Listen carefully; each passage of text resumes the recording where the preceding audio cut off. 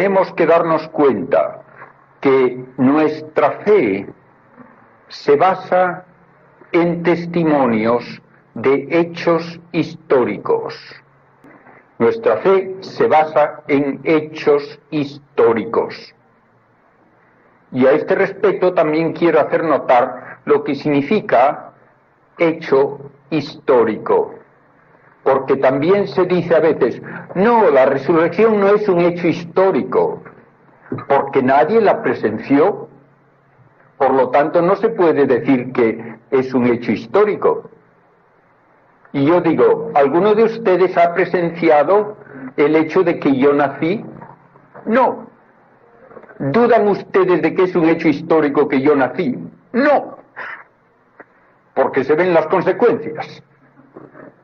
De modo que si yo veo a un señor, un cadáver en el suelo, aunque no haya visto el momento de la muerte, digo, este señor ha muerto.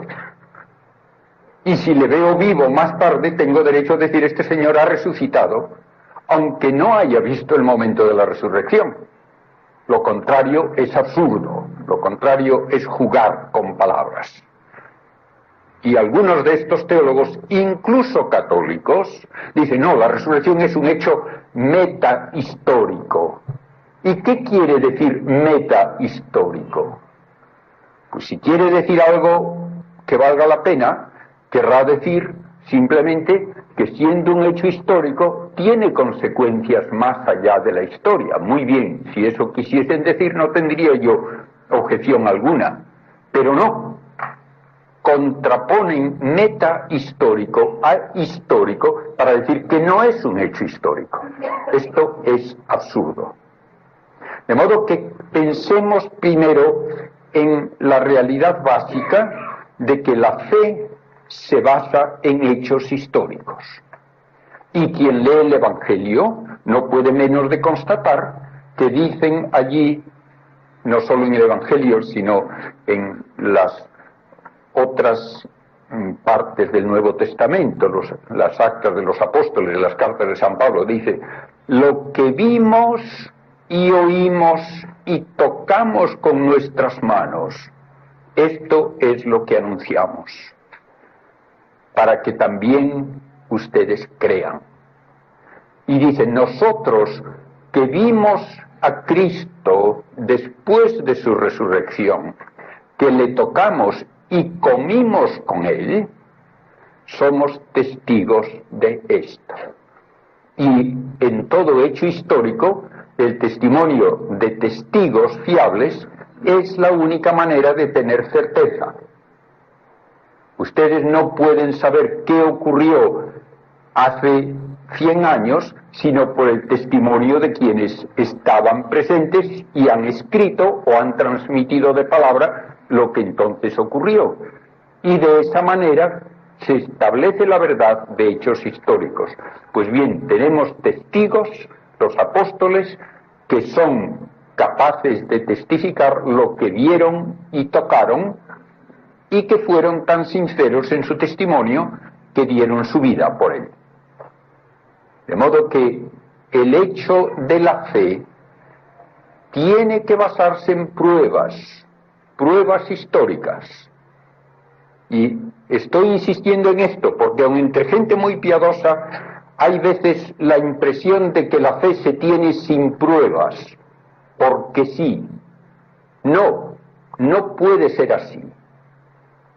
Dios nos ha hecho racionales, y el creer sin pruebas es irracional, es absurdo. Si uno cree algo sin pruebas para ello, está actuando irracionalmente. Tenemos que tener pruebas, y estas pruebas de carácter histórico se ven precisamente en el testimonio de testigos fiables que dieron ese testimonio incluso a costa de su vida. Vamos pues ya estableciendo que el hecho de la resurrección tiene que ser un hecho histórico. Si no, nuestra fe sería vacía.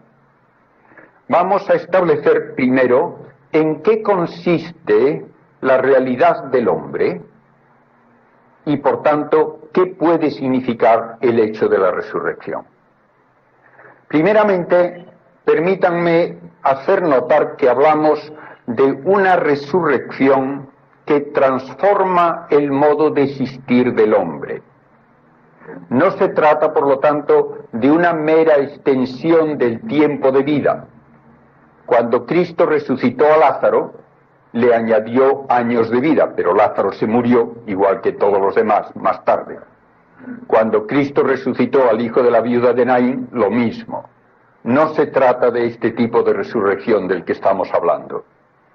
Aunque es verdad que se usa la misma palabra, y el que se usa la misma palabra debe ya indicarnos algo, porque si Cristo hubiese resucitado al hijo de la viuda de Naín sin cuerpo, no le hubiese hecho ninguna gracia a la mamá. No podría decir nadie que había resucitado al hijo. De modo que si en el caso de una resurrección temporal tiene que ser la totalidad de la persona humana la que se encuentra viva, también en la resurrección al fin de los tiempos y en la resurrección de Cristo. Pero vamos a hablar ahora de lo que es el hombre. En el hombre se da, naturalmente, una estructura material orgánica. Es parecida a la de los demás seres vivientes de la tierra, de los animales. Utilizamos los mismos compuestos químicos, tenemos las mismas funciones de alimentación, tenemos el mismo metabolismo y todo esto indica que somos parte de una cadena de seres vivientes que se ha desarrollado en la Tierra utilizando las fuerzas de la materia para producir lo que llamamos actividad vital. Actividad vital que es el crecimiento, que es la nutrición, que es el poder también reproducirse, etc. Bien, esto ocurre en el hombre sin lugar a duda, pero no es eso todo lo que hay en el hombre. En el hombre tenemos también una actividad que no se encuentra en los animales, la actividad de pensamiento y de actividad libre. ¿En qué se nota esta actividad? En que buscamos con un interés que ningún animal tiene lo intangible, la verdad, la belleza y el bien. Esto es lo propio de la actividad humana. Queremos conocer, y queremos conocer incluso lo abstracto, de modo que aun la ciencia que trata de la materia tiene que pasar a un nivel de abstracción en que lo que se estudia ya no entra por los sentidos. Cuando yo estudio, por ejemplo, el concepto de átomo en física, sé perfectamente lo que quiere decir esa palabra y qué es lo que estoy estudiando, pero nunca he visto un átomo ni lo veré jamás. Cuando yo estudio en filosofía el concepto de deber, tampoco puedo decir que es algo que me entra por los sentidos. Es algo de orden totalmente no material, es de orden abstracto. Y sin embargo, por el concepto de deber, una persona da la vida.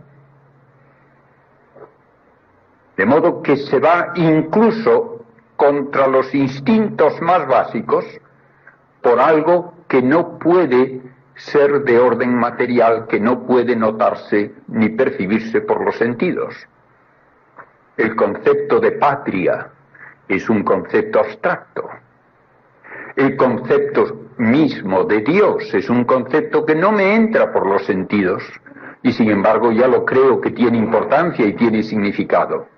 De modo que hay una actividad en el hombre, en la persona humana, que da importancia enorme a lo que no tiene cualidad material alguna. Lo mismo podemos decir de la actividad de buscar belleza, por ejemplo, belleza literaria. ¿Qué sentido tiene para un físico un libro de poesía? Pues como físico es un montón de hojas de papel de celulosa con unas cuantas manchas oscuras aquí y allá, nada más. Y sin embargo, hay allí un significado que no dan las leyes físicas, un significado que depende de una construcción totalmente teórica, de que estas manchas van a significar sonidos, van a significar palabras, van a significar ideas. Y entonces el libro de poesía puede darme una sensación de belleza, de satisfacción, de alegría leyéndolo, que no puede explicarse por ninguna ley física, por ninguna propiedad de esa materia. Todo esto quiere decir, pues, que en el hombre esta nueva actividad no se basa en las propiedades de la materia. A mí una poesía me puede hacer el mismo efecto, esté escrita en papel o en pergamino o en bronce o en piedra o en lo que quiera. Es el significado el que tiene importancia, y el significado no es una propiedad física, ni se puede describir por ningún experimento físico. ¿Qué es lo que yo conozco más ciertamente? Lo que conozco más ciertamente es que estoy conociendo. Hay la frase famosa de Descartes: pienso, luego existo. Yo puedo tal vez dudar de muchas cosas, pero no puedo dudar de que estoy dudando. Esto me da una certeza de una actividad que excede el nivel de la materia. A veces se dice que en el hombre la materia se hace consciente de sí misma. Tiene un sentido aceptable, pero tiene un sentido también equívoco. ¿Son ustedes conscientes de lo que están haciendo las células de su cerebro? No. ¿Son ustedes conscientes de lo que están haciendo los diversos órganos del cuerpo? No. ¿Entonces es consciente la materia de sí misma? No. De lo que soy más consciente es de que soy consciente, de que estoy pensando, y por tanto de una actividad que no es la actividad de la materia. Lo mismo, cuando yo decido hacer algo o no hacerlo, estoy cierto de que esa actividad está bajo control mío. Puedo decidir hacerlo o no hacerlo, y por esa razón me siento responsable de hacerlo o no hacerlo. Y toda la sociedad humana se vendría abajo si yo negase esta libertad. Porque quien niega la libertad del hombre o le reduce a una especie de máquina que hace las cosas automáticamente, o tiene que decir que todo aquello que nos parece hacemos libremente es un sueño, es una ilusión. Y entonces en ambos casos se viene abajo la sociedad, porque si no hay libertad no puede haber responsabilidad, y si no hay responsabilidad entonces nadie puede ser obligado ni se le puede pedir que haga una cosa u otra. Entonces no habría posibilidad de decir que nada es un crimen, ni habría responsabilidad ante el Estado, ni ante la familia, ni ante otros. De modo que establezcamos bien claramente que en el hombre hay dos niveles de actividad que son de dos órdenes distintos, totalmente distintos. A estos dos niveles de actividad deben corresponder dos principios de actividad. Uno, un principio material, otro, un principio no material, porque no tiene propiedad alguna de la materia. El pensamiento no tiene peso, ni tiene carga eléctrica, ni tiene tamaño, ni tiene densidad, ni tiene ninguna de las propiedades que un físico puede estudiar. Y lo mismo se puede decir de un acto de la voluntad. Sin embargo, una vez establecido esto, también tenemos que decir con igual fuerza que el hombre no es dos realidades yuxtapuestas como pegadas artificialmente. Lo que hace el cuerpo afecta las actividades espirituales y lo que hace el espíritu afecta también al cuerpo. Cuando ustedes tienen un dolor de cabeza no pueden pensar bien. Cuando ustedes tienen una preocupación pueden terminar con una úlcera de estómago. El cuerpo influye en el espíritu y el espíritu influye también en el cuerpo.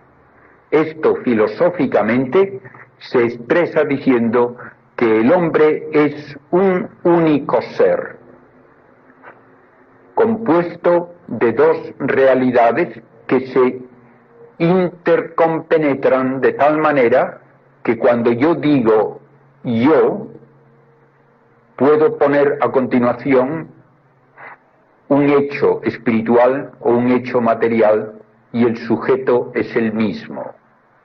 Yo puedo decir yo pienso, yo quiero, yo tengo hambre, yo camino. El yo es el mismo. Esto también nos hace pensar en la realidad precisamente de la encarnación, en que Cristo, diciendo yo muero, yo existo antes que Abraham, yo resucitaré al tercer día, está hablando en un nivel simultáneamente de Dios y de hombre. El sujeto es solamente uno. Y porque es un sujeto que es Dios, la persona divina, por eso su muerte tiene valor redentor. Pero porque es hombre, puede morir, que como Dios no podía. De modo que tenemos en la fe precisamente la base de nuestra redención en una unidad de dos naturalezas distintas, cada una de las cuales tiene operaciones propias, la naturaleza divina, la naturaleza humana, y porque se da esa unidad se puede dar la redención. De una manera muy inferior, pero semejante, en el hombre se dan dos realidades, dos principios de actividad, que es lo que significa naturaleza. De la actividad material, el cuerpo, de la actividad no material, el espíritu. Pero es una única realidad personal. La persona humana tiene que tener ambas realidades. Esto es importante en contraposición a ideas o bien de reduccionismo materialista o espiritualista, o con respecto a ideas de tipo oriental que están bastante de moda hoy día, en que se viene a decir que el ideal de la asceta es liberarse del cuerpo, porque el cuerpo se considera un peso para el espíritu, algo que impide el desarrollo de la persona. Esto es falso. El cuerpo es necesario para que haya una persona humana. Una vez que hemos establecido, pues, que el hombre solamente es persona total, con cuerpo y alma, podemos preguntarnos ¿qué es el cuerpo? Y aquí es donde entran en juego datos e ideas de la ciencia moderna que nos pueden ayudar a evitar malentendidos. Primeramente, el cuerpo, como palabra que se puede usar en el lenguaje normal, pero también en el lenguaje científico técnico, el cuerpo es siempre una estructura material. No tiene sentido ni físico ni filosófico el hablar de un cuerpo inmaterial. Es una contradicción verbal. Cuerpo es una estructura material necesariamente. Por tanto, ya el decir que resucitamos con un cuerpo que no es material es absurdo. Es algo así como un círculo cuadrado. No puede ser. O no hay cuerpo, o si hay cuerpo, tiene que ser una estructura material. ¿Y qué me dice la física que es la materia? Primeramente, tengamos en cuenta que la física solamente define a las cosas que estudia por sus operaciones. No sabemos lo que es algo directamente. Solamente podemos saber lo que hace. Y por lo que hace lo definimos. ¿Qué es un protón? El físico dirá, es algo que tiene esta manera de actuar, que tiene esta masa, que tiene esta carga eléctrica. Eso es el protón. ¿Y qué es el electrón? Es otro algo que tiene estas propiedades. Pues bien, de esta manera se puede decir que la materia, el cuerpo animado o inanimado, porque también utilizamos la palabra cuerpo para una piedra, y decimos los cuerpos se atraen y hablamos de los astros, por ejemplo, por la gravitación. El cuerpo es algo que tiene actividad, que es como lo conocemos, por medio de 4 fuerzas, que llamamos 4 interacciones: la gravitatoria, la electromagnética, nuclear fuerte y nuclear débil. Nada más. Puede parecer sorprendente que para el físico todo cuanto ocurre en el universo, todo tiene que ocurrir por alguna de estas 4 interacciones o sus combinaciones. Y sabemos lo que hace cada una de estas fuerzas. La fuerza gravitatoria, por ejemplo, lleva a una concentración de masa. Las masas actúan como si se atrajesen. Es lo que decía ya Newton. Esta fuerza es universal. Afecta a toda la materia. Y no tiene posibilidad nadie jamás de sustraerse a ella, ni puede haber aislantes, ni hay límite a su alcance. Aunque se dice a veces que los astronautas están fuera de la atracción gravitatoria de la Tierra, eso es mentira. Si estuviesen fuera de la atracción gravitatoria de la Tierra, no estarían en órbita alrededor de la Tierra. De modo que la gravedad lo único que hace es causar esta atracción que lleva a los cuerpos a unirse en masas de cada vez mayor tamaño si no hay una energía, otra fuerza que lo impida. Si el universo tuviese cuerpos sin movimiento, el universo fuese creado en un momento con todos los cuerpos en su sitio sin moverse, inmediatamente todos caerían hacia un centro para formar una masa única. La segunda fuerza es la fuerza electromagnética. Como la gravedad tiene un alcance ilimitado, pero contrariamente a lo que ocurre en el caso de la gravedad, no afecta a toda la materia. solo afecta a la materia que tiene una propiedad nueva que llamamos carga eléctrica. Y esa carga eléctrica puede ocurrir en dos variedades. Y entonces tenemos dos maneras de actuar la fuerza, causando atracciones y repulsiones. Mientras que la gravedad solo causa atracciones, en el caso de la fuerza electromagnética se dan repulsiones. Y como la materia en gran escala tiene un número igual de cargas positivas y negativas, no noto la atracción o la repulsión de otro cuerpo cuando paso cerca de él. Pero es una fuerza enorme, intensísima.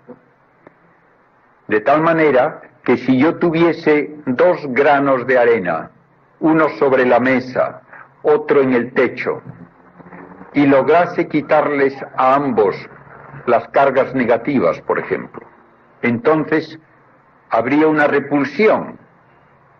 Ambos tendrían carga positiva y las cargas de igual signo se repelen. Para evitar que el grano de arena en el techo saliese despedido al espacio, tendría que colgar de él 3 millones de toneladas. Tan enorme es la fuerza electromagnética. Y esta fuerza electromagnética es la que da cohesión a la materia de nuestra experiencia. Una piedra es un conjunto de partículas con carga eléctrica unidas por esa atracción fortísima. Es la que produce también toda la química. Las moléculas son resultado de atracciones entre átomos que ocurren por la carga eléctrica de sus electrones. Y como la química es la base de la biología, eso quiere decir que mi cuerpo es un conjunto de partículas con carga eléctrica unidas en moléculas que forman compuestos cada vez más complejos. Sin la fuerza electromagnética no podría haber vida, porque la vida exige una estructura muy compleja. Por ejemplo, la molécula de ADN tiene más de 10.000 millones de átomos que tienen que estar unidos en una cohesión muy firme para que una generación tras otra se mantenga esa molécula donde está codificada la herencia, las instrucciones, las propiedades para el nuevo organismo. Esto quiere decir que cuando yo observo un cuerpo que me parece sólido, por ejemplo, un trozo de metal, y lo toco y digo, esto es sólido, esto es duro, al nivel atómico no es verdad. Esto es una colección de partículas separadas entre sí por distancias que a escala reducida son tan grandes como la que hay entre los planetas. Y estas partículas, moviéndose a velocidades increíbles, están dando esta estructura que no es dura ni sólida, sino que es casi todo vacío. Y me da la impresión de dureza porque cuando quiero poner mi dedo a través de ella, aparecen estas fuerzas de repulsión de tipo eléctrico que no permiten que mi dedo penetre. Pero no hay nada sólido. La materia, incluso la materia de mi cuerpo, es una nube de partículas en movimiento rapidísimo. Y si yo pudiese eliminar los espacios vacíos entre ellas, toda la materia de mi cuerpo no se vería con ningún microscopio. Esto es extraño, ¿verdad? Y cuesta trabajo creer que es así, pero ningún físico lo duda. Tenemos pruebas de que es así. Por tanto, ya pensemos en algunas de las propiedades que atribuimos espontáneamente a la materia. Decimos, la materia tiene que ser impenetrable. Donde hay un cuerpo no se puede meter otro. Eso no es verdad. Lo único que hace falta es una presión suficiente. Pero en astronomía hablamos de una estrella como el Sol que termina su evolución y entonces una masa como la del Sol, 333.000 veces la masa de la Tierra, queda reducida a una esfera del tamaño de la Tierra. Y se tiene entonces una densidad tal que si yo trajese aquí a la Tierra 1 centímetro cúbico del centro de ese cadáver de estrella, pesaría 50 toneladas. Y todavía hay mucho hueco.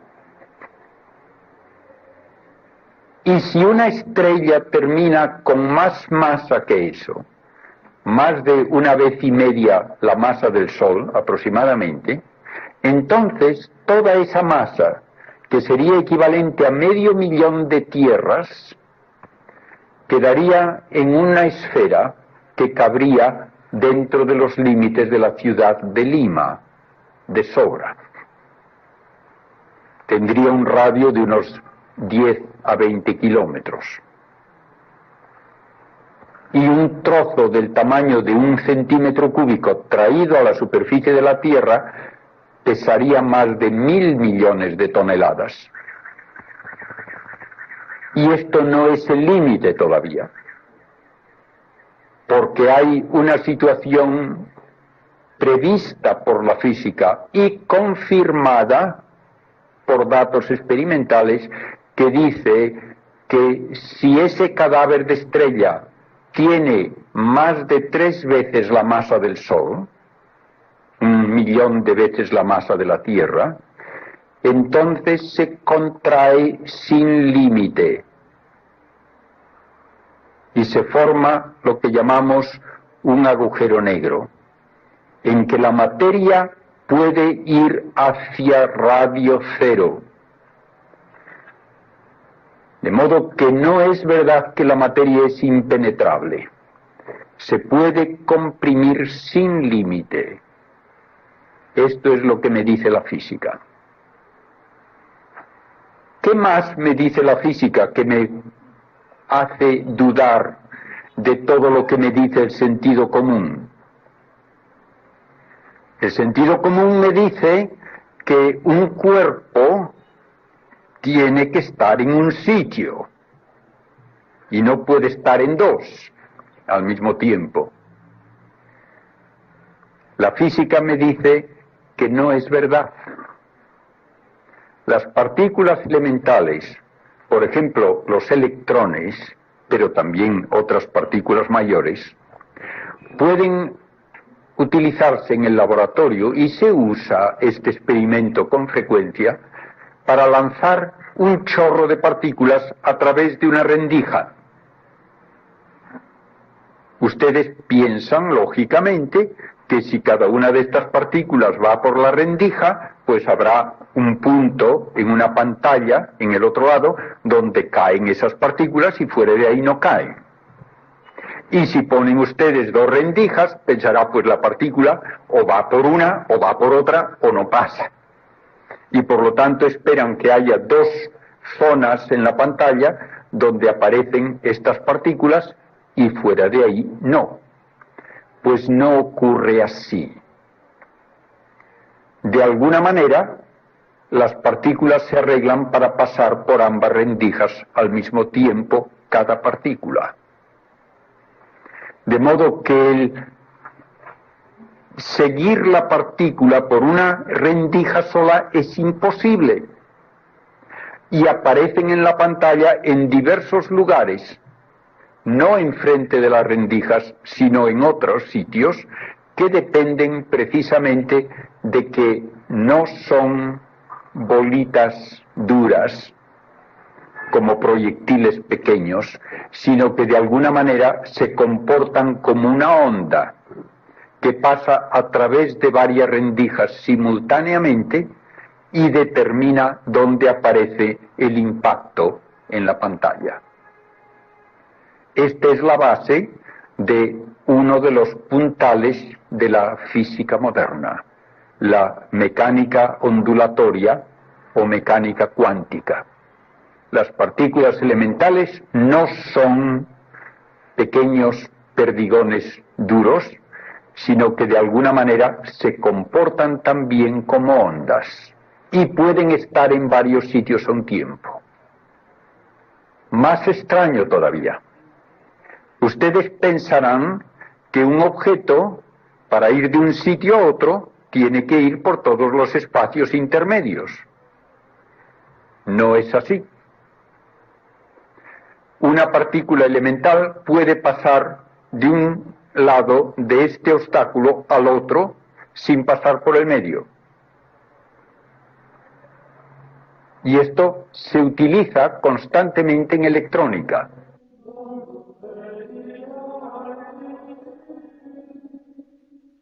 Hay unos componentes de aparatos electrónicos, sean cassettes, sean radios, sean computadoras, que se llaman diodos de túnel. Estos diodos de túnel se basan en que los electrones pasan de un sitio a otro sin pasar por el medio. Incluso se ha hecho recientemente un experimento que verdaderamente desafía el sentido común. Dos átomos, llamémosle así, de luz, dos fotones, se emiten simultáneamente de la misma fuente.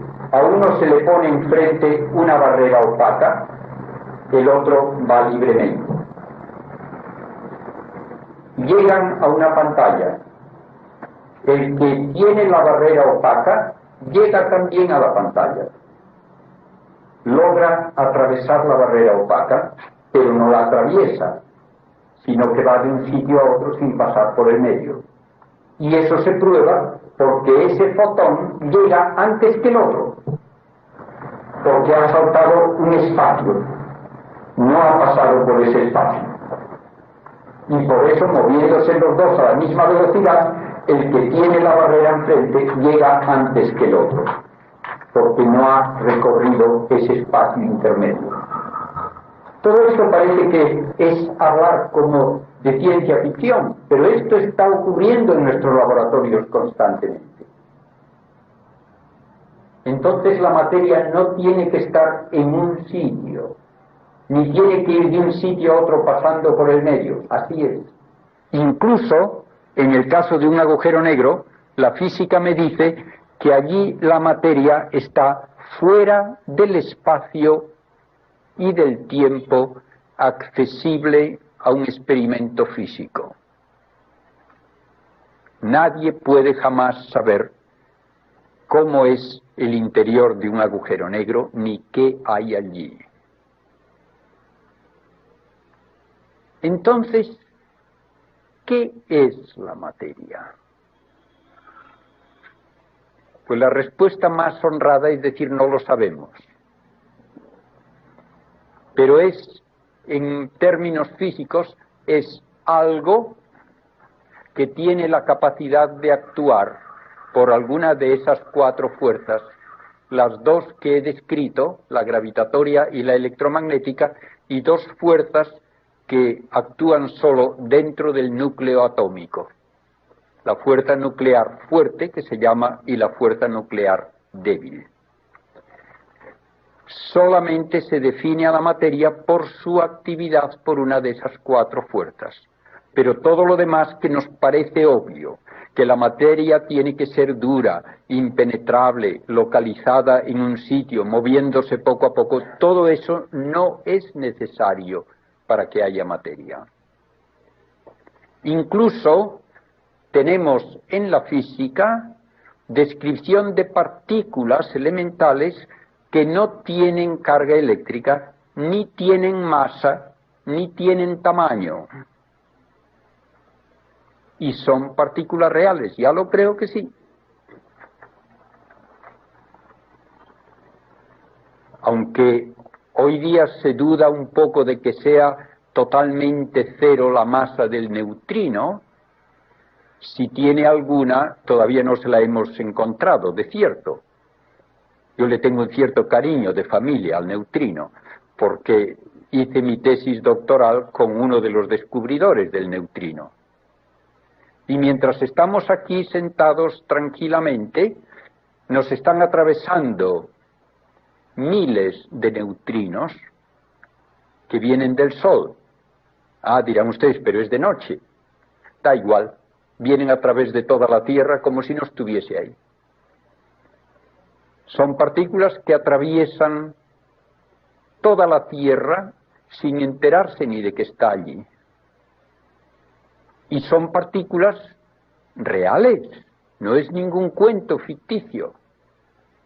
Podría yo tener una pared de plomo sólido, como desde aquí hasta una estrella, y el neutrino la atravesaría, sin dificultad. De modo que, ¿qué es la materia? Para acabar de confundir nuestra idea de materia, tal vez la ecuación más sorprendente de todas en la física moderna es una famosa ecuación de Einstein. E igual a mc al cuadrado, que significa la energía es igual a una masa multiplicada por el cuadrado de la velocidad de la luz. ¿Qué quiere decir en la práctica esta ecuación? Que de pura energía se sintetizan partículas y viceversa. ¿Y qué clase de energía es esa que puede convertirse en partículas? Cualquiera. Imagínense ustedes que yo le diese con una raqueta de tenis un golpe muy fuerte a la pelota y que de la energía del golpe se sintetizase una docena de pelotas. De modo que en lugar de rebotar una, rebotan 13. Les parecería imposible. ¿Cómo se van a sintetizar pelotas a base de un golpe? Pues esto ocurre, y ocurre constantemente. Llegan del espacio partículas elementales con enorme energía que chocan con los átomos de la alta atmósfera. Y de la energía del impacto se sintetizan miles de partículas que llegan hasta la Tierra y se recogen a lo mejor en un área de varios kilómetros cuadrados. Entonces, ¿qué diferencia hay entre energía y partículas? Porque la gente normalmente dice, bueno, una cosa es la materia y otra la energía. Pues no es así. Materia y energía no son dos realidades distintas. Todo es materia. Son dos formas distintas de materia, partículas y energía, y son intercambiables completamente. Entonces, ¿qué es la materia? Si tenemos una manera de hablar en física que no es demostrable, pero que abraza todas estas ideas, terminamos sugiriendo, no enseñando como cierto, pero sugiriendo que hay una realidad básica que es lo que llamamos el vacío físico.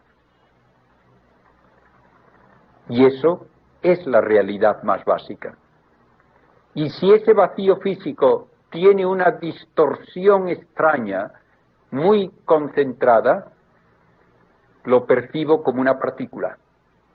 Y si esa distorsión es como más diluida, lo percibo como energía. Pero últimamente, lo único que puedo decir de la materia en todas sus formas es que se ve afectada por alguna, al menos, de esas fuerzas. La gravedad, por lo menos, afecta a todo, al vacío físico, a las partículas y a la energía. Un rayo de luz se cae, lo mismo que una pelota que yo lanzo. Lo que pasa es que como el rayo de luz se está moviendo a 300.000 kilómetros por segundo, pues no le noto que se cae en las distancias en que yo puedo medir. Pero en observaciones astronómicas sí se nota que la luz se cae y sigue una trayectoria que no es la línea recta, sino que es, como de todo cuerpo que se cae, una curva. Lo único, pues, que me queda de la materia es, como definición, su capacidad de actividad, porque a lo mejor no está haciendo nada a otra materia en ese momento, pero tiene la capacidad, y esa capacidad es la que define a la materia. Entonces, tengo que repensar lo que es mi cuerpo. Podría decir al menos, bien, todo esto me dice que yo no sé lo que es un electrón, no sé lo que es un protón, no sé lo que es un neutrón, pero sé que los tengo. Y sé que tengo tantos y peso tanto y tienen tales dimensiones mis órganos y demás, eso me basta. Pues yo quiero tener todos estos cuando tenga mi cuerpo en la resurrección. Piense un momento. ¿Tiene usted los mismos átomos hoy que ayer? No. Estamos en constante cambio de metabolismo. Todos los días perdemos una cantidad importante de átomos, incluso de células. Pero eso no impide el que yo diga yo soy el mismo que ayer. Y soy el mismo que hace muchos años era un bebé. Y soy el mismo que ha cambiado mucho en todo lo que es la estructura corporal a lo largo de mi vida. Pero sigo diciendo, es mi cuerpo, es el mismo. Entonces, obviamente, cuando digo mi cuerpo, no quiero decir un conjunto concreto de átomos. Porque no puedo mantener ese conjunto de átomos de un día para otro, mucho menos de un año para otro. Entonces, cuando hable de la resurrección, ¿de qué cuerpo hablo? Cuando digo que he de resucitar con mi cuerpo. ¿El que tenía en el momento de la muerte? Probablemente en malas condiciones y bastante estropeado. No. ¿Y el que se muere de bebé va a tener por toda la eternidad ese cuerpo de bebé? No. ¿Cuál es mi cuerpo entonces? Hablaremos de eso también. Todo esto me dice que el considerar el cuerpo como un conjunto concreto de átomos no es correcto. Pero piensen ustedes también en lo que se hace hoy en medicina.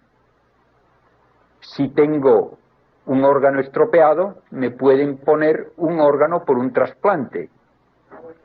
¿De quién es ese órgano? ¿Del donante o mío? Y si me ponen por ejemplo, una prótesis artificial en la cadera, ahora tengo un trozo de metal donde antes tenía hueso, ¿ese metal es parte de mi cuerpo? Si me ponen un corazón artificial, ¿dónde está mi cuerpo?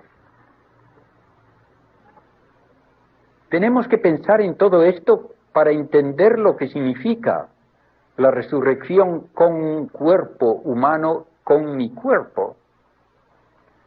Piensen en otro dato también de la biología. Imagínense que yo sufro unas quemaduras fuertes. Una de las maneras de restaurar tal vez la piel destruida es tomar muestras de la piel sana, cultivarlas en el laboratorio y luego volver a ponérmelas. Ese trozo de piel que se extrae es un conjunto de células, unos animalitos independientes, que viven y crecen y se multiplican en el laboratorio sin saber nada de mí. Cuando están en el laboratorio no son mi cuerpo, pero luego me lo ponen y vuelve a ser mi cuerpo, o comienzan a ser mi cuerpo. De tal manera que no solamente los átomos no pueden identificarse con mi cuerpo, pero ni siquiera las células y los órganos pueden identificarse con mi cuerpo como necesarios para que sea mi cuerpo. Y volviendo a hablar en física, una de las razones para dudar de lo que yo llamaría nuestro sentido común es que se me dice en física que un electrón no puede distinguirse de otro. Si yo tengo un choque de electrones y quiero hacer los cálculos insistiendo en que este electrón es él después del choque y este es él después del choque, mis cálculos no están de acuerdo con lo que se observa. Tengo que decir que los electrones y en general las partículas elementales no tienen individualidad propia. Por lo tanto, que no tiene sentido decir yo quiero tener estos electrones y estos protones que son mi cuerpo. No, no tienen individualidad propia. Después de todo esto, claro, ya uno no sabe qué decir, de qué es lo que significa hablar de mi cuerpo. Pero yo diría que significa que es el conjunto material que está adaptado al espíritu y bajo el control del espíritu. De tal manera que en el cambio diario y año tras año del metabolismo de mis órganos, siempre puedo decir el espíritu es el que da cohesión a toda esta estructura material y controlándola la hace ser mi cuerpo. Ahora bien, hablemos de lo que nos dicen los evangelios de Cristo resucitado. Solamente en el caso de Cristo resucitado tenemos una descripción de lo que hace un cuerpo resucitado. ¿Qué nos dice el Evangelio? Primeramente, entra en el cenáculo donde están los apóstoles sin abrir la puerta, aparece en medio de ellos. ¿Por dónde ha entrado? Y la respuesta naturalmente es no ha entrado por ningún sitio. ¿Cómo puede hacerse presente dentro si antes no estaba dentro y no ha entrado? La respuesta, se puede decir, viene por comparación con la física. Se puede ir de un sitio a otro sin pasar por el medio. ¿Y dónde estaba antes? La respuesta puede venir también de la física. No tenía que estar en ningún sitio, porque la materia puede existir sin estar en un sitio. Así es, como en el caso del agujero negro. Precisamente es esto uno de los modos de hablar de la resurrección. El cuerpo deja de estar sujeto a los límites de espacio. Y porque deja de estar sujeto a los límites de espacio, no hay que buscarle con ningún tipo de mapa para ver dónde está cuando no quiere hacerse presente. No tiene que estar en ningún sitio. Y se hace presente directamente donde quiere hacerse presente, sin pasar por ningún medio, por ningún camino intermedio. Y cuando Cristo desaparece de nuevo del cenáculo, tampoco pide que le abran la puerta. Desaparece sin más, para estar fuera del espacio. No sabemos explicarnos ni imaginar qué es existir fuera del espacio, pero la física me da pie para pensar que esto es una realidad que se da también en el mundo de las partículas. Pero cuando Cristo se hace presente, tiene su cuerpo, ya lo creo que sí, y se le toca, ya lo creo que sí, y puede comer, sí, y come, porque es un cuerpo real, y tiene la capacidad, por lo tanto, de hacer lo que se hace por medio de esas 4 fuerzas que definen a la materia.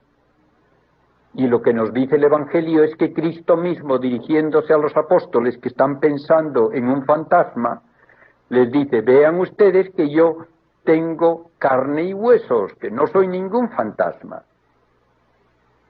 Y dice que le toquen. Y cuando todavía no se atreven a creerlo del todo es cuando les dice que le den de comer. Y con ellos se come un trozo de pescado. De modo que es un cuerpo verdadero, sí. Y tiene todas las posibilidades de actuar propias de un cuerpo humano, sí. Luego desaparece. Y aparece, por ejemplo, a los discípulos de Maús y no le reconocen. ¿Por qué? Pues porque, una vez más, no está sujeto a ninguna ley física que obliga a que sus átomos estén en una distribución determinada. Por lo tanto, puede tener el aspecto que quiera. No es necesariamente el cuerpo de Cristo el que tiene que tener tales dimensiones en cada uno de sus rasgos. Puede él tener su propio cuerpo, pero puede controlar completamente cómo se muestra y a quién se muestra y en qué forma se muestra.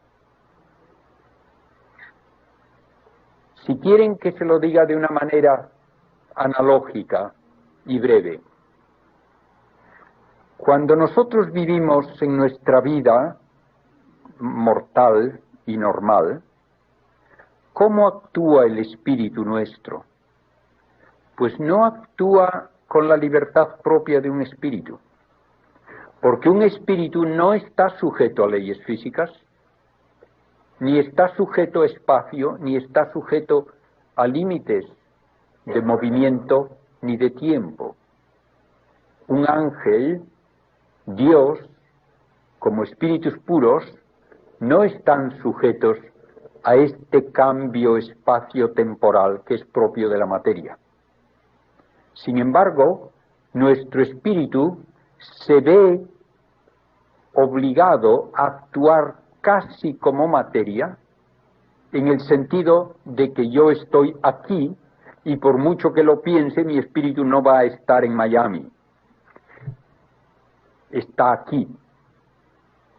Y por mucho que me esfuerce, no puedo actuar sino en un tiempo en el que me cuesta trabajo y esfuerzo y tiempo el aprender algo, o el hacer un raciocinio filosófico, o el utilizar simplemente la capacidad de razonar en la vida diaria, de absorber la belleza de una poesía, de aprender una ley física. Todo esto me lleva tiempo. Por lo tanto, mi espíritu está limitado por su unión a la materia, y el espíritu actúa casi a modo de materia, constreñido por los límites de espacio y tiempo. Pues bien, esto, que es la realidad de nuestra vida, se cambia del revés después de la resurrección. Entonces es el espíritu el que manda y hace que la materia exista a modo de espíritu, libre de esas ataduras, de esos límites de espacio y tiempo. Y esto es el único significado lógico que tiene la frase de San Pablo. Se siembra un cuerpo material, resucita un cuerpo espiritual. Cuerpo es el sustantivo, es el nombre, por lo tanto es estructura material, pero actúa ya a modo de espíritu. Y porque actúa a modo de espíritu, el espíritu puede determinar que se haga o no visible en una forma o en otra, en un sitio o en otro, en un momento o en otro. El cuerpo está totalmente subordinado al espíritu.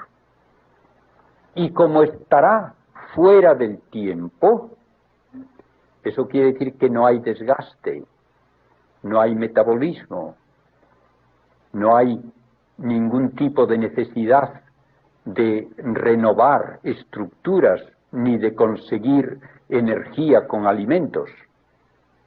Y Cristo lo dijo también a los saduceos, hablando del matrimonio. En este mundo es necesario el matrimonio para perpetuar la raza humana, pero después de la resurrección no, porque no hay desgaste ni hay muerte.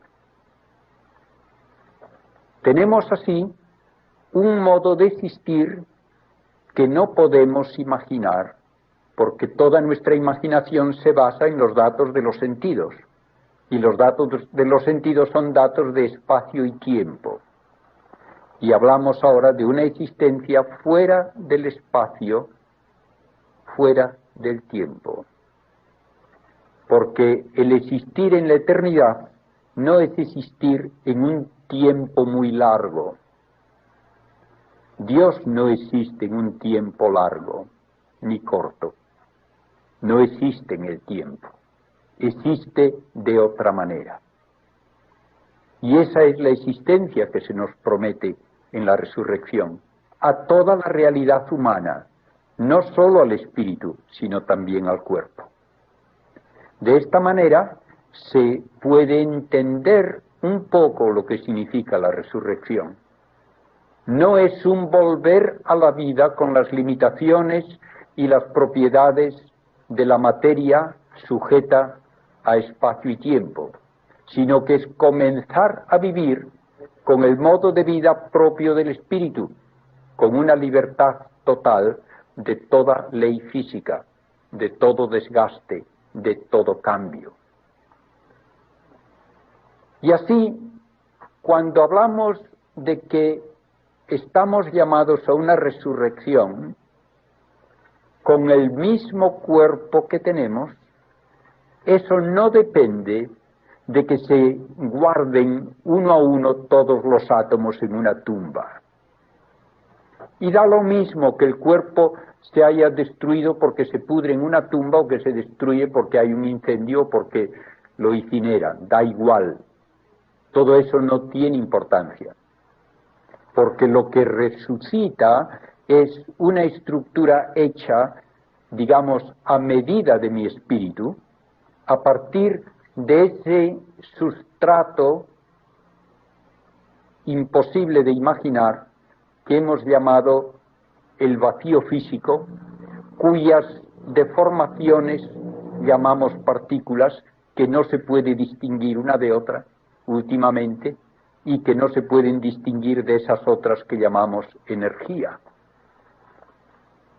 Todo eso permite a la omnipotencia de Dios, que naturalmente creó todo de la nada, que pueda hacer sin dificultad alguna que lo que ya ha creado y se modifica de una manera o de otra, vuelva a ser mi cuerpo.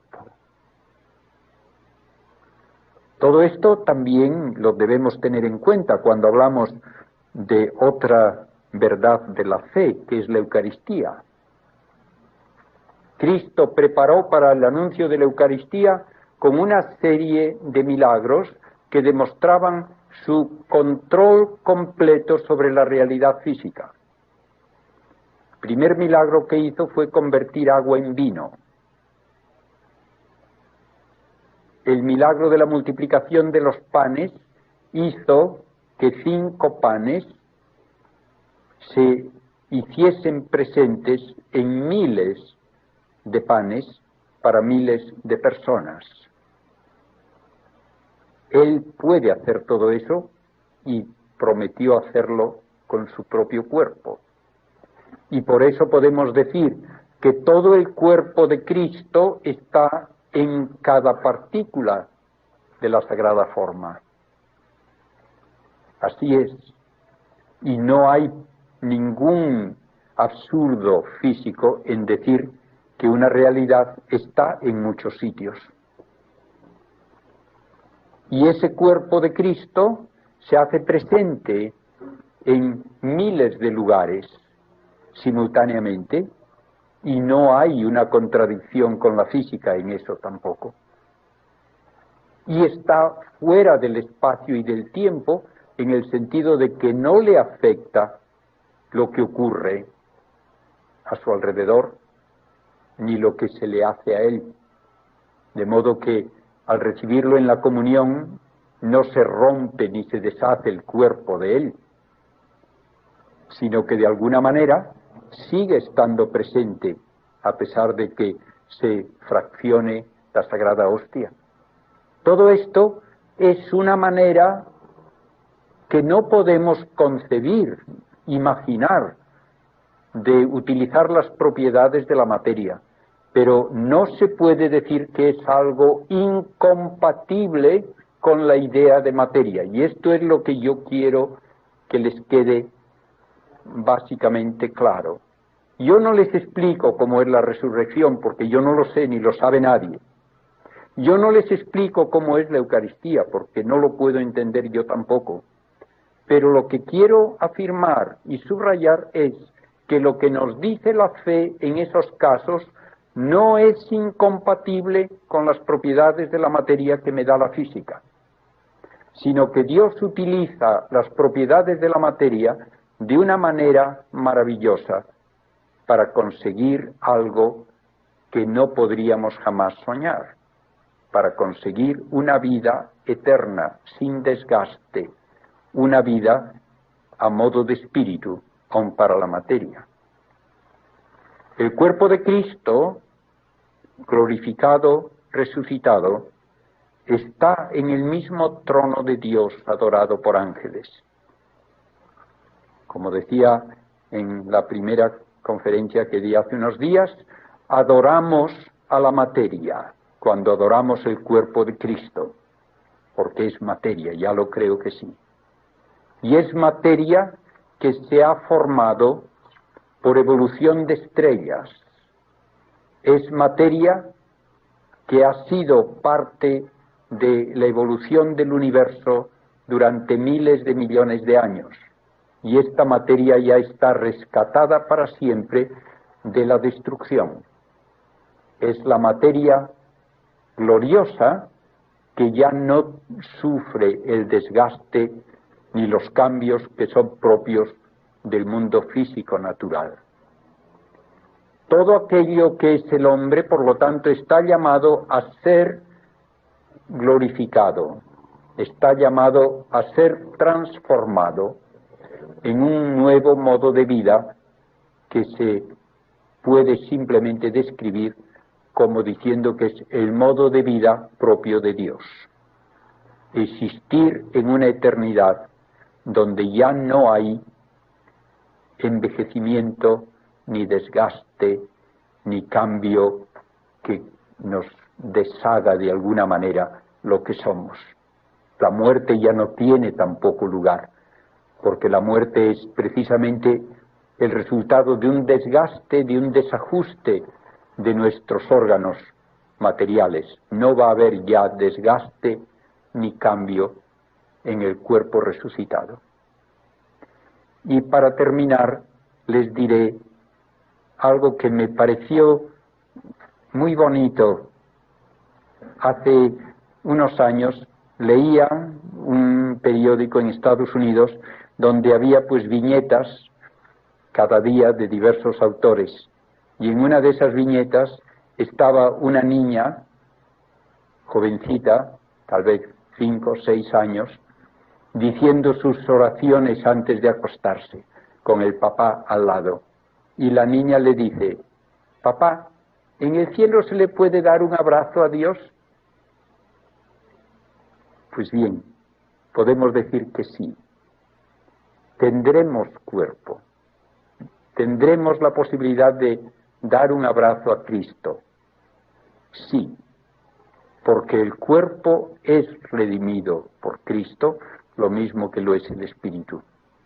Se salva la materia de esa futilidad que, si uno mira solamente a los datos de la física, es el futuro del universo. Porque la física me dice sin lugar a duda que la evolución del universo lleva a destruir todas las estructuras materiales, todas. Primero, a que se apaguen todas las estrellas. Luego, que esos cuerpos oscuros y fríos terminen deshaciéndose hasta que el estado final que la física puede predecir es un vacío oscuro y frío, donde en el volumen en que ahora hay tal vez 100.000 millones de estrellas, habrá entonces solamente un electrón. Y entonces uno puede decir: ¿para qué fue todo? Parece que el universo sería en vano. Si esto es todo lo que queda al final, ¿para qué el universo? Pero la respuesta positiva, hermosa, nos la da precisamente el dogma de la resurrección. La materia del universo se rescata de la futilidad, se rescata de la destrucción en el cuerpo glorificado. El cuerpo ya de Cristo y el cuerpo de María viven en esa vida eterna, y nosotros estamos llamados también a ella. ¿Cómo va a ser esa vida? Termino con la frase de San Pablo: ni ojo vio, ni oído oyó, ni le cabe a nadie en la cabeza lo que Dios tiene guardado para los suyos. Y me parece que eso nos debe abrir un panorama de esperanza mucho más hermoso que todo lo que nos puedan decir simplemente los datos físicos. Muchas gracias.